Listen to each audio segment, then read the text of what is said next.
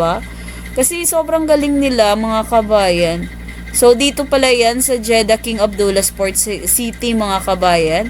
And nung pahuli na maraming mga kapwa natin OFW na Filipino ang nagsidatingan. And talaga yung music ay sobrang maganda, kaya lang yun nga sabi ko ayokong isama kasi baka makapiright tayo. And ayan, ang galing talaga nila, talagang mapapawaw ka mga kabayan.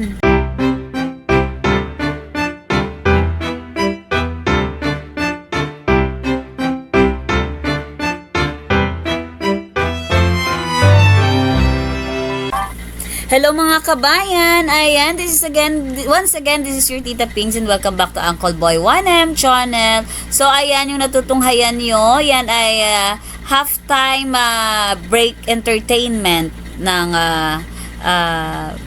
FIBA Asia Cup 2025. So, tapos na yung second quarter. So,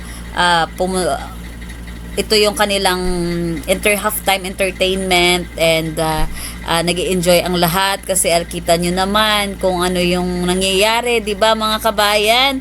So, yung score kanina ay abansi pa yung New Zealand mga kabayan.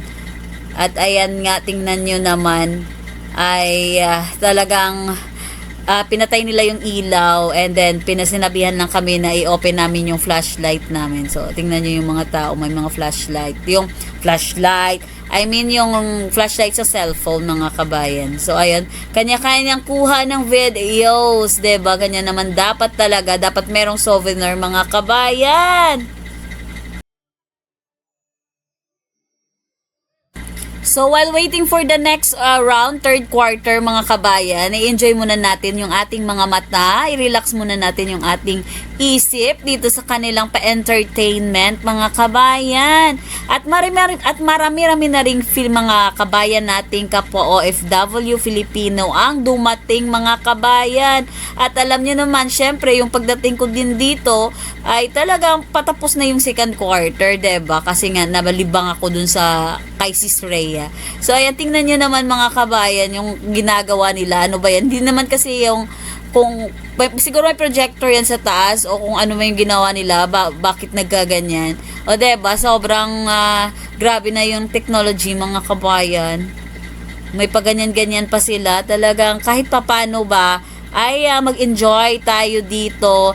Hindi lang yung mag-enjoy yung ating mata, mag-enjoy din yung ating isip kasi nakaka-relax din ito kasi napapawaw nga kami dyan mga kabayan.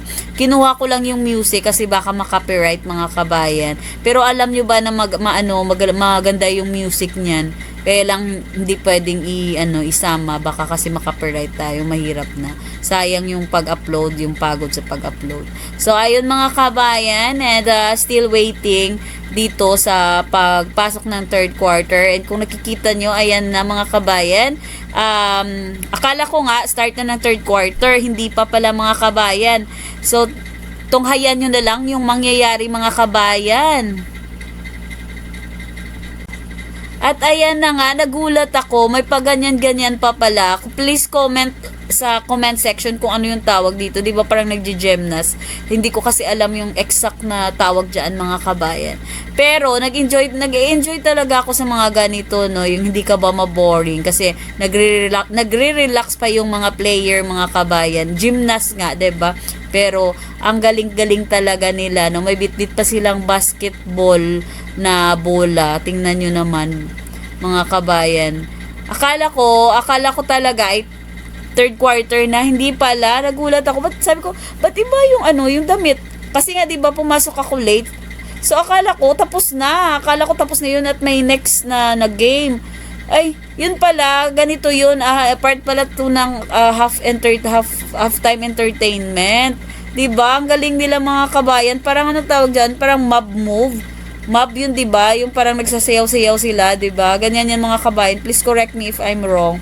'Di ba? Ang galing nila. May paganyan-ganyan pa sila, hindi na nalalaglag yung bola tapos diretso shoot, 'di ba? May paganyan-ganyan pa. Ang galing talaga mga kabayan. Ay, 'di ba? Kita kayo nang humusga mga kabayan. Ay, siguro grabing pagsanay nila niyan, no? Yung pagsasanay nila ba? Kasi sobrang galing nila mga kabayan. So, dito pala yan sa Jeddah King Abdullah Sports City, mga kabayan.